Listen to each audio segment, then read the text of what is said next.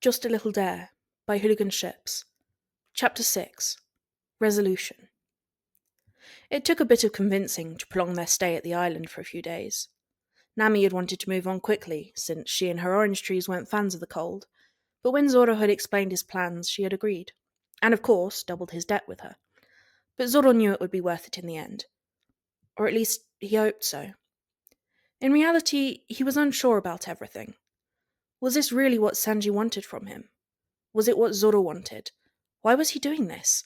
Just because he carved their initials into the mast and Sanji wore his shirt to sleep. That was nothing against the rest of their shared history. He had no memories of the last few days, or of the bet they had supposedly entered into. He had no obligation to do anything. So what if Sanji looked sad? As long as he did his job and protected the rest of the crew when Zoro went down in a fight, Sanji's mood had nothing to do with him or affected him in any way. So why was it that one look at Sanji's fake smiles and him standing alone in the kitchen made Zoro's chest hurt? Why was it that he tried to sneak a peek at Sanji wearing his shirt when he woke up this morning? Why was there the overwhelming urge to ask Sanji if he was happy? The need to know if he could be happy with Zoro, if he could only give him a chance to prove it. And prove it he would. Together with Nami, Robin and Usopp, Zoro had planned out everything. Every detail had been thought of. Starting with where they would go, what Zoro would wear, down to how he was going to behave, and what he was going to say. There was no room for error, and Zoro would be damned if he didn't accept and beat this challenge too. The hardest part had actually been to convince Luffy not to go out with them. After he had overheard them discussing food, he had demanded to come along. It had taken a lot of threatening from Nami and convincing from Law to make him let the thing go. Law had ended up volunteering to take the captain out to dinner, to make sure that he was causing trouble on the other side of the island, so there was no chance that he could accidentally ruin it. Zoro thought he would owe the other man too, but after looking at Law's face, he realised that it wasn't nearly as big a chore and inconvenience as the other captain had made it out to be. Because this was what the bet had been in the beginning. A challenge Zoro wanted to beat. He was sure of it. He didn't know when it had morphed into something else, but his gut instinct told him it had. And Zoro trusted his gut. He trusted his feelings whenever he looked at Sanji, and just knew that the other man wasn't happy. He trusted the feeling of a phantom weight in his arms when he was lying in his bed. He trusted the tingly feeling on his lips when he looked at Sanji for longer. Now he had to hope he wasn't the only one feeling this way. Sanji was suspicious. He knew the original plan had been to leave the island after a few days of rest, but now suddenly there was something that Usopp just had to check out, and he wasn't quite sure how long it would take him. Sanji had been ready to chew him out for getting in the way of Nami's planning, but the navigator had agreed so readily that Sanji had been confused for a moment. Was there something that Nami wasn't telling them? Or were they still trying to find that pirate crew that had attacked him and Zoro? If that was the case, Sanji wished they would let the matter go. There was nothing they could do, and he just wanted to forget about it. Maybe he should try to find that guy and ask him to take his memories too. Wouldn't that be a fun experience? But no, Sanji's mind had always been his own, even in his darkest moments, and he wanted to keep it that way. Besides, he knew how to handle suffering and loss.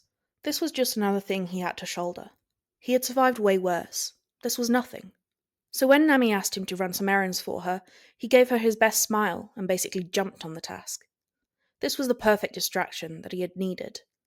He started to get confused when the address he had been given turned out to be a restaurant. His confusion grew when he was addressed by name and was being led to seating area. His breath momentarily stopped when he looked around. The whole outer wall of the room had been turned into one giant aquarium. He had thought the one on the sunny was big, but this was topping that. It was also filled with a lot more decorative fish, rather than edible ones. The whole atmosphere felt more like it was out of a dream than reality. The impression grew only stronger when his eyes landed on the only other person in the room. Zoro stood up from where he had been sitting at a table in the middle of the room and walked over to Sanji with confident steps.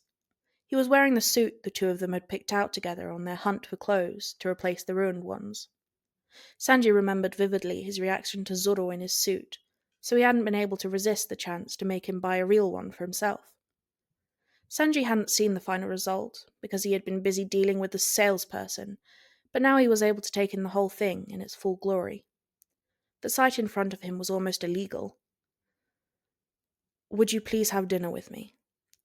Sanji was tempted to look over his shoulder to try and look for someone else, because there was no way Zoro had just said those words, especially not to him. but he had seen the swordsman's lips move, and the look that was directed at him was expectant. So Sanji did the only thing he was able to at that moment. He nodded and allowed Zoro to lead him to their table. The other man was quick to pull out his chair for him before sitting down opposite. Sanji was still too flabbergasted and confused to say anything. He could only stare at Zoro.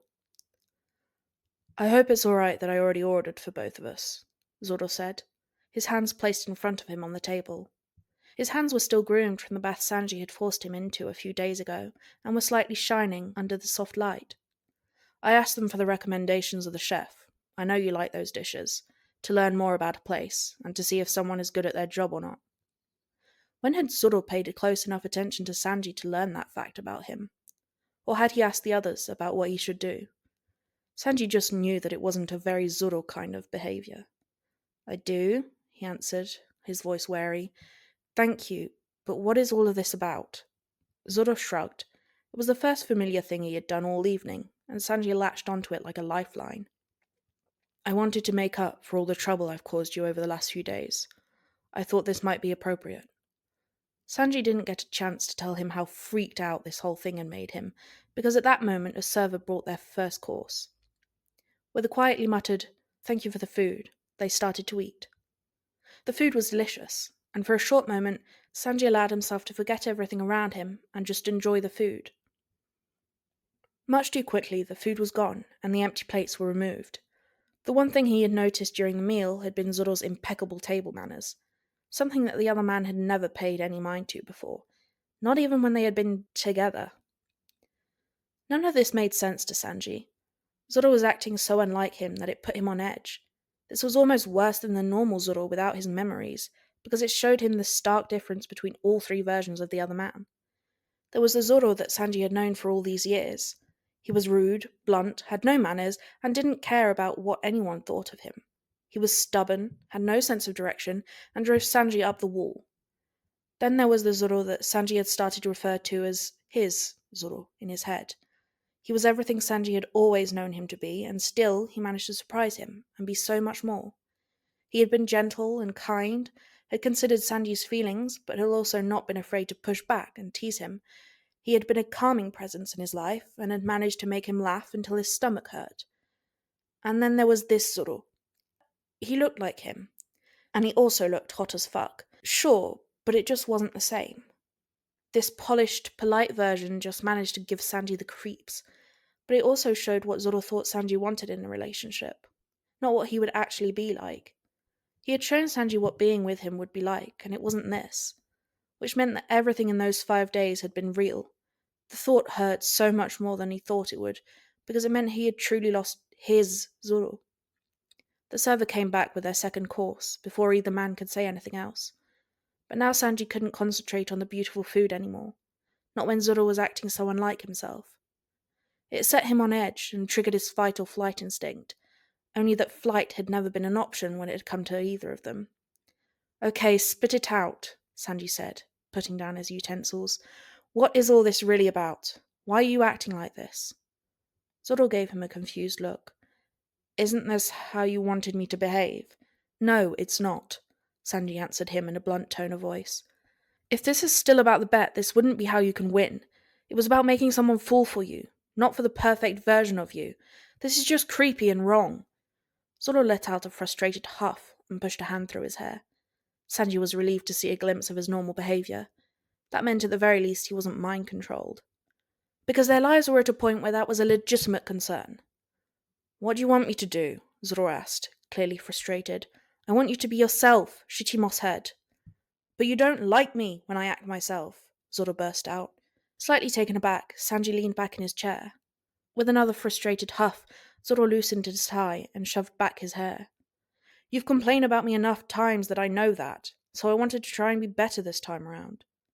He rubbed a hand over his face, and Sanji almost didn't catch the next part. "I just wanted to win, but I guess you'll never like me whatever I end up doing." "Why is this so important to you all of a sudden?" "I don't know," Zoro yelled, and jumped out of his chair. "I don't know, okay? I just know that I can't stand the look on your face right now." The two men looked at each other, one of them confused and angry, the other frustrated, and starting to look resigned. Sanji noticed when Zoro's shoulders fell into a defeated slump that he had never seen on the other man. Not even back on Sabaody or Thriller Bark had he looked that hopeless.